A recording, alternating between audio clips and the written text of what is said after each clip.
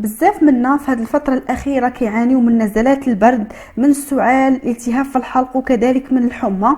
هذه الوصفة اللي جبت لكم اليوم إن شاء الله فهي شفاء تام لنزلات البرد، كتهدأ السعال، كتمنع النزلات ديال البرد والزكام. كذلك عندها خصائص ممتازة اللي كتقوي الجهاز المناعي، كتقلل من الالتهابات. فنتمنى انكم ما توقفوش هذه الوصفه عندكم، يعني لعلكم تكونوا يعني سبب في شفاء الناس القراب لكم، الناس العزاز عليكم، يعني العائله ديالكم. بارطاجيو هذه الوصفه لانها كتوقي يعني الجهاز المناعي، تتقوي يعني كتقوي الذات، وكذلك فهي يعني مضاد حيوي ممتاز اللي تيكافح السعال، كيمتاز بقيمه غذائيه عاليه. هذه الوصفه اللي غادي نشارك معكم فهي وصفه طبيعيه اللي كيف ما قلت لكم كترفع من الجهاز المناعي. غادي ندوزو دابا تشوفوا معايا المكونات باذن الله والطريقه كذلك. تبعوا معايا يعني الوصفه هكا باش تعرفوا على المكونات وكيفاش غادي تستعملوها ان شاء الله. وغادي ندوزو على بركه الله. تشوفوا معايا المكون الاول اللي غادي نحتاجوه في هذه الوصفه، فهي كلها مكونات سهله وبسيطه وغير من المنزل ديالكم. ما غاديش تحتاجوا لشي مكون ما غاديش يكون عندكم، كلها مكونات متوفره يعني في جميع البيوت. عندي اول مكون كيف ما كتشوفوا معايا واللي هو القرفه. القرفه غنيه عن التعريف كيف ما كتعرفوا، وهي مفيده بزاف. بالنسبه للقرفه فهي غنيه بمضادات الاكسده، كتحتوي على واحد الماده ديال البوليفينول اللي كتحمي جسم الانسان. كذلك هي يعني مزيانه بزاف لانها كتمتاز بخصائص كثيره اللي هي مضاده للالتهابات، كتعزز الجهاز المناعي، و مزيانه بزاف القرفه النزلات ديال البرد كيف ما كتعرفوا، السعال، الزكام، نزلات البرد. بالنسبه للقرفه غادي ناخذ معلقه كبيره. انا عندي القرفه عويدات وريتها لكم، وهنا عندي مطحونه. استعملنا معلقه صغيره عامره ديال القرفه. غادي ندوزو دابا تشوفوا معايا المكون الثاني اللي غادي نحتاجوه واللي هو الزنجبيل. هنا عندي طري. الزنجبيل هو واحد المضاد حيوي طبيعي كيفيد بشكل كبير في علاج نزلات البرد والزكام وايضا الانفلونزا، وخصوصا الى تناولتوه بهذه الطريقه هذه اللي غادي نشاركها معكم. فهذا المشروب هذا اللي فيه الزنجبيل فهو يعني كيعالج جميع انواع الالتهابات، عنده فعاليه قويه بزاف اللي ما يمكنش لكم تخيلوها في علاج يعني الالتهابات اللي كتكون بخصوص يعني النزلات ديال البرد كيف ما قلت لكم اللي ممكن يعني تصاب بها اي شخص. بالنسبه للزنجبيل غنديروا نصف ملعقه صغيره، يعني نصف ملعقه صغيره، معلقه ديال القرفه ونص معلقه ديال الزنجبيل. عندي هنايا ثالث مكون هو القرنفل. كيف ما كتشوفوا معايا القرنفل حتى هو مفيد بزاف النزلات البرد. المهم كيف ما كتشوفوا معايا كلها مكونات طبيعيه لكن عندها يعني فوائد سبحان الله يعني ممتازه في هذه المشاكل يعني ديال نزلات البرد، بحيث ان القرنفل تقلل من الامراض اللي كتصيب الجهاز التنفسي، خاصه الامراض هذه اللي كنهضروا عليها يعني ديال البرد والانفلونزا. يعني تيعالج المشكل ديال الزكام اللي كيكون كثير، وتقلل من السعال، وكيهدأ الالتهابات ديال الجيوب الانفيه. يعني هذه وصفه متكامله لاي مشكل من هاد المشاكل يعني ديال النزلات ديال البرد.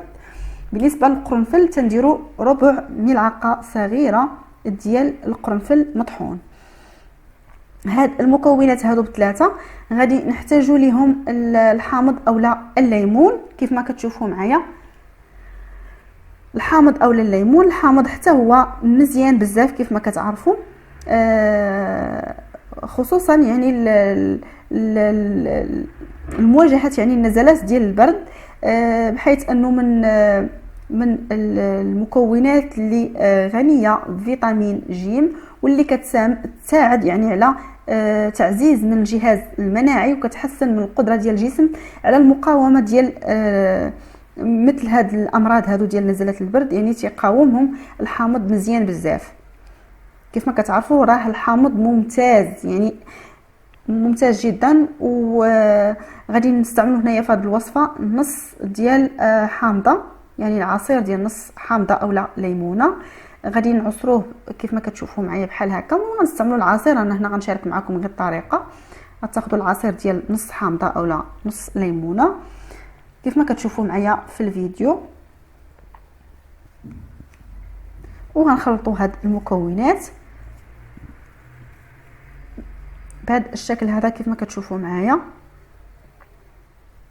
الناس اللي يعني عندهم هذا المشكل، يعني في هذه الفتره كيعانيوا من نزلات البرد، يعانيوا من الحمى يعني السخانه، ارتفاع درجه الحراره، يعانيوا من السعال يعني الشديد، يعني كيكحوا بزاف، يستعملوا هذه الوصفه فهي شفاء كيف ما قلت لكم لجميع المشاكل هادو ديال نزلات البرد. زوينه بزاف وكترفع من الجهاز المناعي. صافي دابا غادي ناخذوا الماء يكون غليان مزيان كيف ما كتشوفوا معايا. تنضيفوه على هاد المكونات هادو. هنا كاس يعني ما عامرش ديال الماء كيف ما كتشوفوا معايا، وغادي نحركوا هاد المكونات هادو مزيان.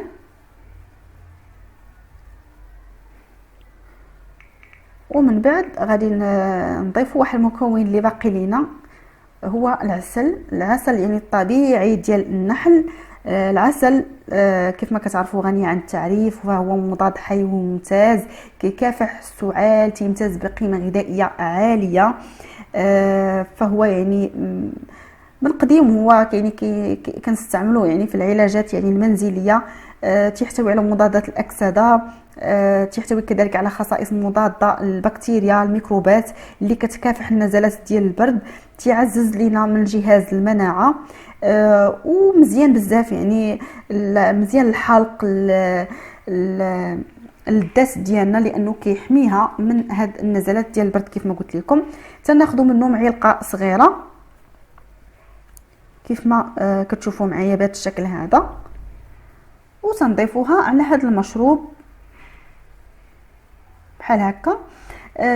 صافي هذه هي الوصفه ديالنا. بالنسبه لهذه الوصفه يعني كيفاش غادي تناولوها؟ كتناولوها مع الفطور. الناس اللي غادي يقدروا يتناولوها قبل الفطور غتناولوها، واخا المذاق ديالها شويه مذاق شويه بحال مر، ولكن راها فيها العلاج وفيها الدواء. الناس اللي ما يقدروش يتناولوها قبل الفطور ممكن تناولوها مور الفطور، ماشي مشكل، ولكن لا قدرتوا تناولوها قبل الفطور لانها مزيانه بزاف، تستافد منها الذات ديالكم. تكونوا مازال ما فطرتوش يعني كت مزيانه، يعني كتعطي نتيجه احسن. هاد الوصفه غتتبعوها ان شاء الله 3 ايام، غتلقاو عليها النتيجه وتلقاو عليها الراحه. استمروا عليها لمده يعني 1 اسبوع، يعني 7 ايام، وان شاء الله غتلقاو واحد الراحه، وغادي تعالجوا ان شاء الله من اي مشاكل ديال النزلات ديال البرد وديال هادشي ان شاء الله. كنقول لكم ما توقفوش هذه الوصفه عندكم، بارطاجيوها باش هكا ديو الاجر من عند الله سبحانه وتعالى، وتكونوا نتوما السبب يعني في شفاء الناس اللي ممكن يعني يتصابوا يعني بالنزلات ديال البرد وبالحمى وبالزكام يعني الانفلونزا. نتمنى ان شاء الله ان هذا الفيديو هذا ينال الاعجاب ديالكم. تنقول لكم شكرا لكم على المتابعه، وفي امان الله.